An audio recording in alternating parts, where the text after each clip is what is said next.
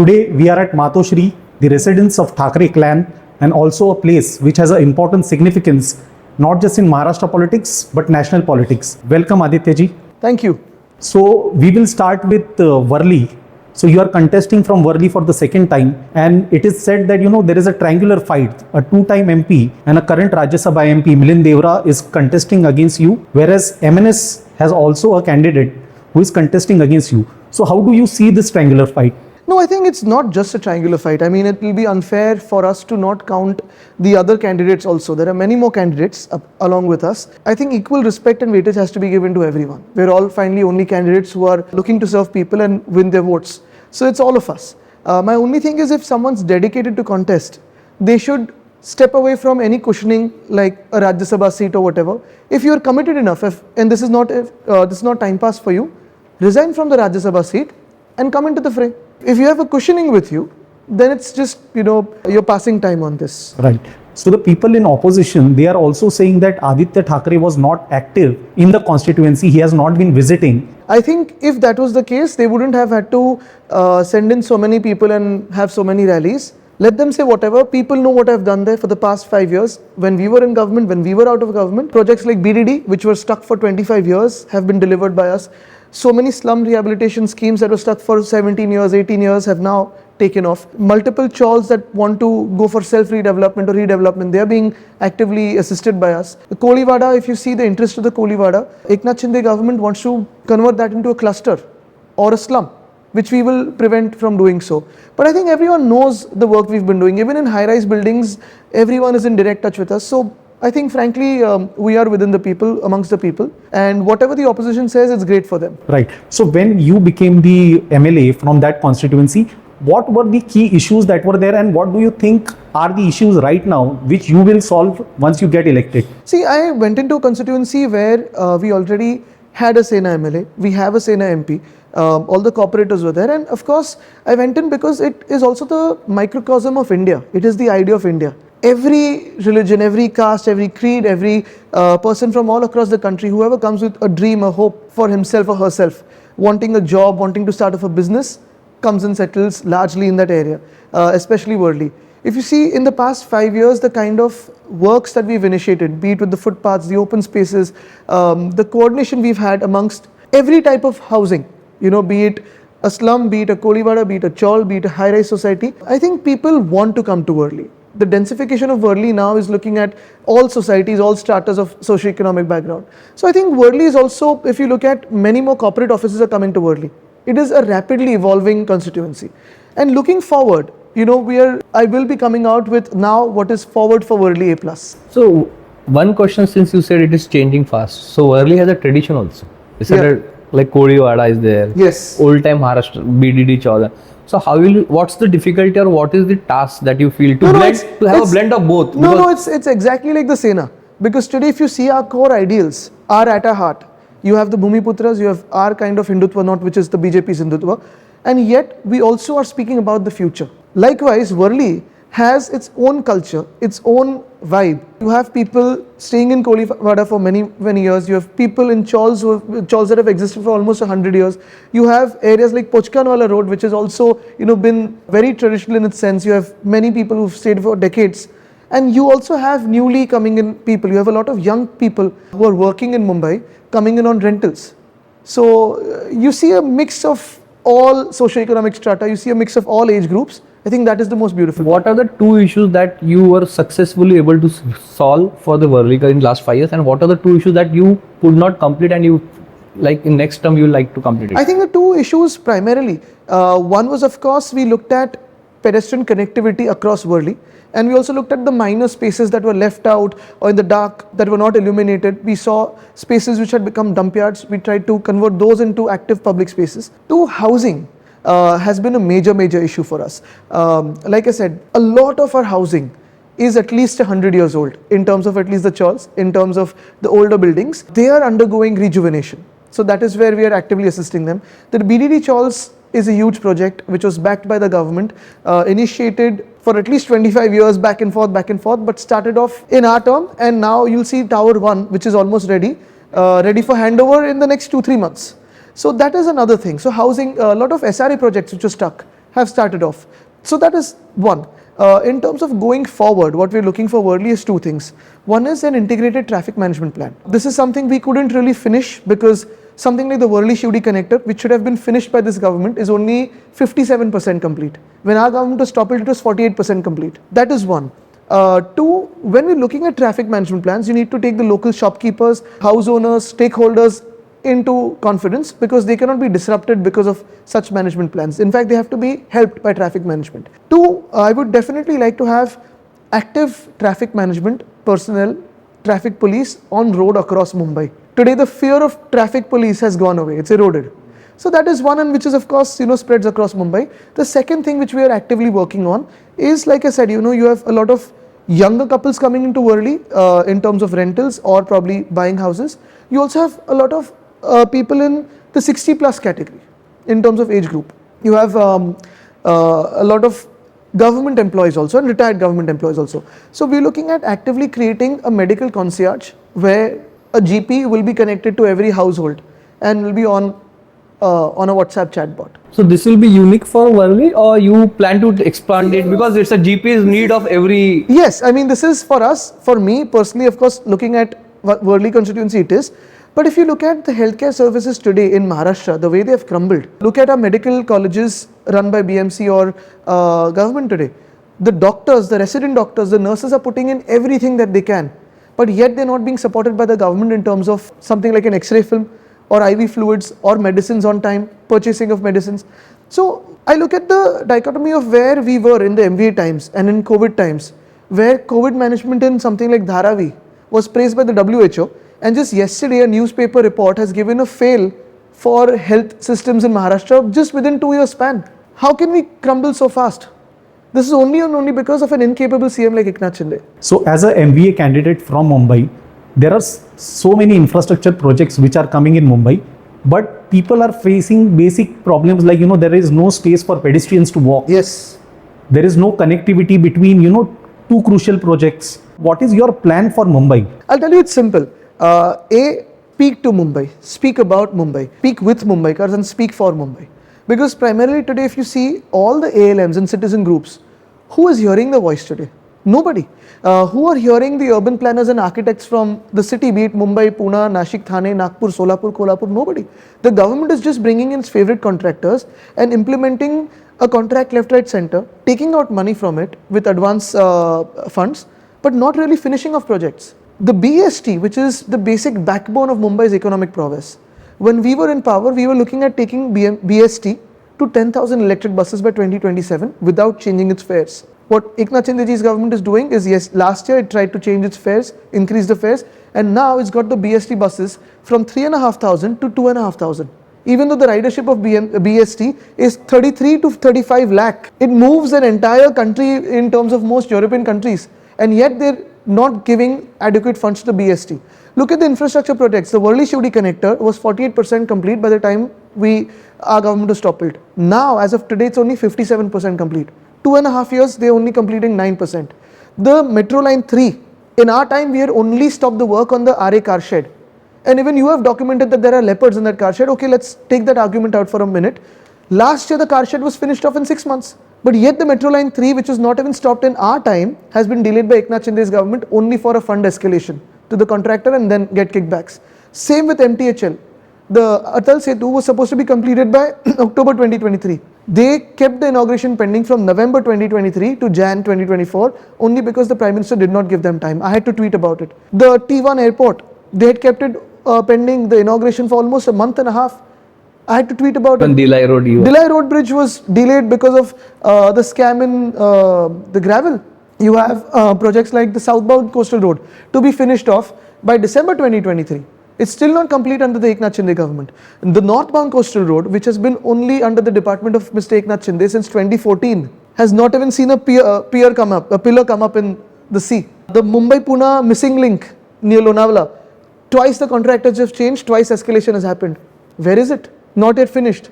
So this Eknath Shinde BJP government only believes in changing contractors and of course cost escalation so that it benefits them, but nowhere does it see how to help people. What we are looking at is, apart from the bigger projects, how do we go into the lanes and by lanes of any city? be it Mumbai, Pune, Thane, anywhere. You need walkability, you need pedestrian pathways, you need connectivity through gardens and open spaces. What about pet parks? What about safe schools? A project like Safe School has been shut down by Mr. Eknath Shinde.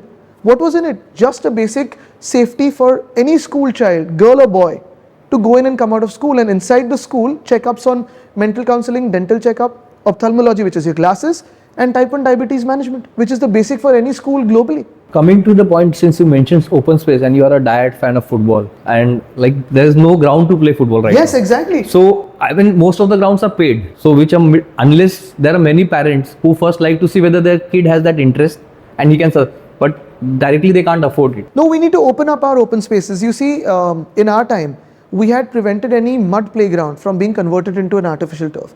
Two, we had also prevented anyone taking over open spaces. Yes, there will be instances where, remote instances where someone has encroached on it, but we need to actively look at it. What I was also doing as a personal effort was break the walls of gardens and open spaces. Maybe create grills, but you need to be able to see through that there is an open space. The reason why we feel a dearth of open spaces in our city today is only and only because there are walls. You can't have an open space like a jail. You can't have an open space walled up. You need to be able to see through an open space. That is when an open space is safe and usable. To prevent further encroachment or construction on the open space, because you can't create another space. Yeah. You have limited scope. Absolutely. So do you have any No, you plan? need to be actively on it. See, we had police patrolling back then going on. You had watchmen from the BMC protecting these public spaces. And I think now what we'll have to do is start actually enforcing anti-encroachment drives in open spaces and gardens of Mumbai. That we will have to do. And by encroachments, I just don't mean slums. There are many people who are setting up shop there, many people who are setting up, private infrastructure there. You can't do that. So Mumbai Climate Action Plan, which was your pet project, where do you see the project now in this government? And what do you think it was too ambitious? In this government, it's in the cold storage. Not at all ambitious. You can reach carbon neutrality by 2050, and that is possible for Mumbai, Pune, Solapur Climate Action Plan, Nashik Climate Action Plan. There were many more cities that were going in for a climate action plan. Unfortunately, what has happened is this government is not keen on environmental discussion at all. In the climate action plan, we had marked out where we can get to carbon neutrality first. How do you get to just transition? How do you sort of balance it both? How do you balance development with environment? Also in this, what is very, very important is you have short-term goals, medium-term goals and long-term goals. For example, before preaching to you to buy an EV car, the government has to move towards an EV transition. The BST fleet or any other city fleet or the state transport fleet has to move towards an electric vehicle transition. That is what we are doing. The solid waste management issue. Look at Mumbai today. For the past 2 years, almost every lane, you will find that garbage dumps are lying without being cleaned for days. Because the BMC, nobody is asking the BMC. There is no answerability. There is no elected official in the BMC today. So when you come to power, what is your plan to implement this? The first thing when we come to power is take all the cities due for elections in urban local bodies to elections. Whoever wins, whichever political party wins, you have to have elections. The people must have a voice. Navi Mumbai Virara is almost 6 years. Exactly, Aurangabad, Mumbai is 2 years. 2.5 3 years almost. Yeah. So people must have a voice. So there is also, people in opposition. Eknath Shinde ji has been saying this, that when Uddhav Thackeray ji was CM, he had stalled important infrastructure projects. So how do you see Who delayed the Hindu Samrat Barasaheb Thackeray Samruddhi Mahamarg from inauguration? Only because he didn't want Mr. Uddhav Barasaheb Thackeray to inaugurate it. It was Mr. Eknath Shinde. Who has delayed the Mumbai-Pune missing link? Who has delayed the northbound coastal road? Who has delayed the southbound coastal road? Who has delayed all the infrastructure projects? He comes and lies on TV everywhere about trying to finish off all roads of Mumbai in concrete for the past 2 years with 2 concretization scams that he has indulged in. Tell me one road that he has been able to complete either in Mumbai or Thane. The Kopri Bridge is looking at potholes today. There is a limit to lying. There's a limit to being shameless, which Mr. Eknath Shinde has crossed very long back. So as we see that, the city is expanding, MMR is expanding, water is something that is a very serious issue. Yes. So how do you plan to address this? See, there are 2 ways. One is, of course, the Gargai-Pinjal project, which has been in the talks for almost 20-25 years. But is it even practical? See, interlinking of 2 rivers today, you need multiple permissions, that is one. That is the administrative part. But how logical, how affordable is it? That is one. 2, going beyond that, you will have to cut almost 500,000 trees in the Tansa Wildlife Sanctuary, 5 lakh trees. That is another thing. Apart from that, making a dam after interlinking of the river, so interlinking will take you another 7 to 10 years, then a dam will take you at least 10 years. You will have spent almost 1 lakh to 1.5 lakh crores in this project. Then you will put a pipeline from Tansa to here, to Mumbai. What will it bring you? 400 million liters of water per day. That still will be monsoon dependent. For us as a country, where we are looking at monsoon dependency to be done away with, and especially for a city like us that is ever growing, what we need is to move away from monsoon dependency. The only way ahead is desalination.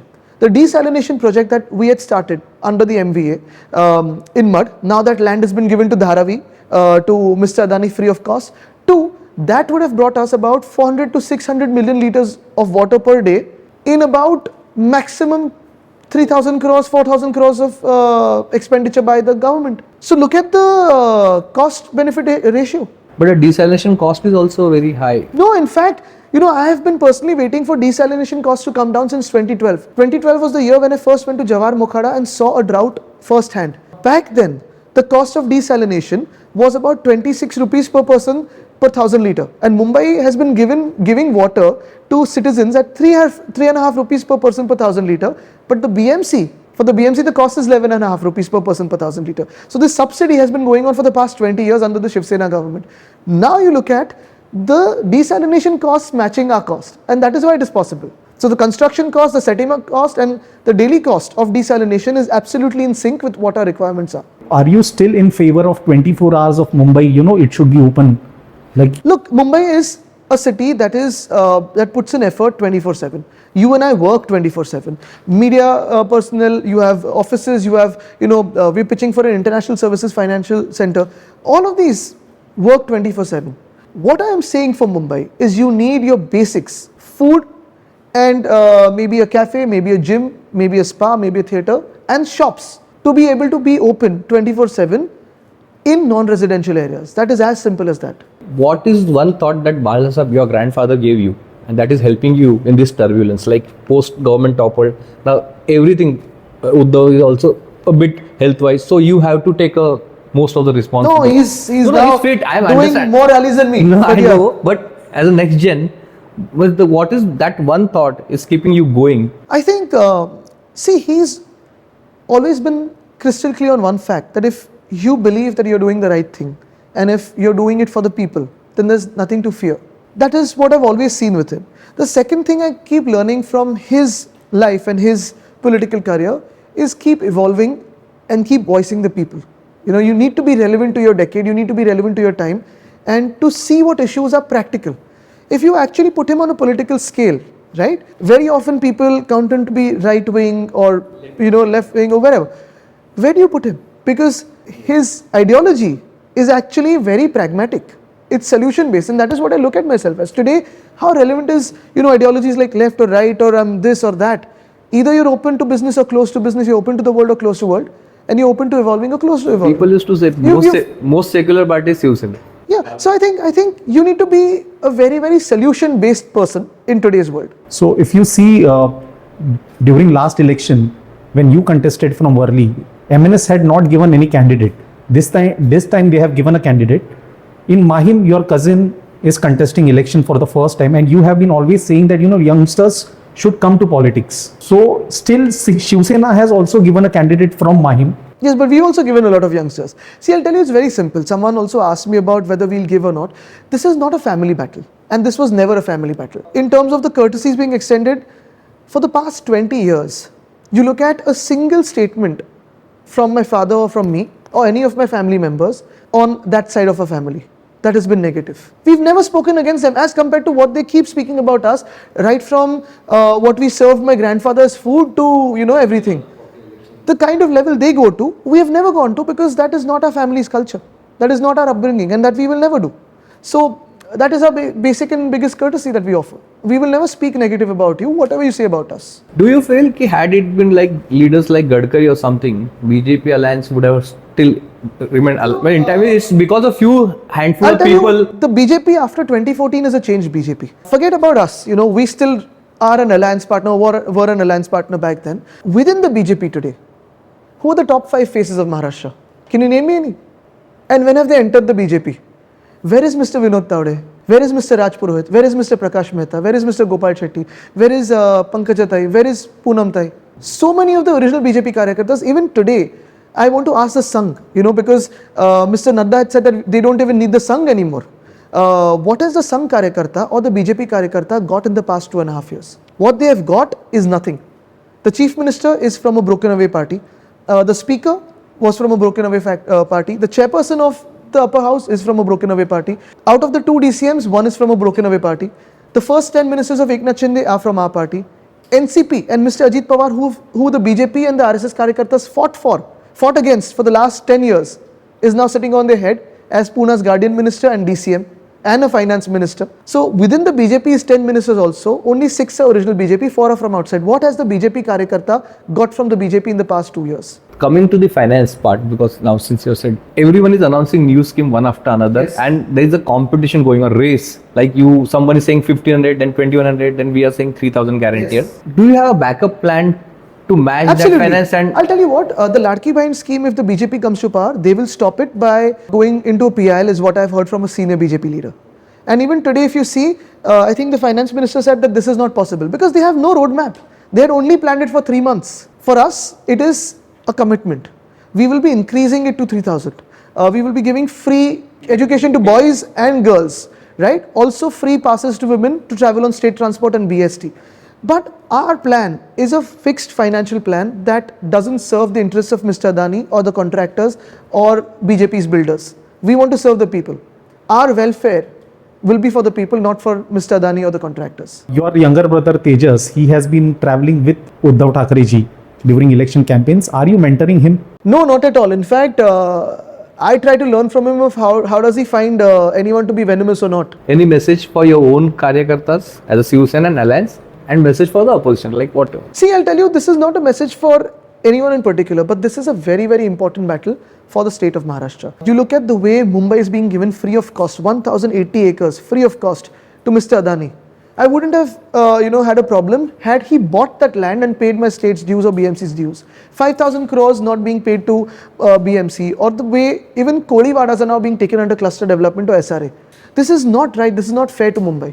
This is about the pride of Maharashtra and the way Maharashtra is being looted for Gujarat. You look at today's report in one of the independent journalist newspapers. They've said how Mr. Modi's BJP has taken away industries and jobs from Jharkhand, from Kashmir, from many other parts in Maharashtra to Gujarat purposely to rub salt on the wounds of these states.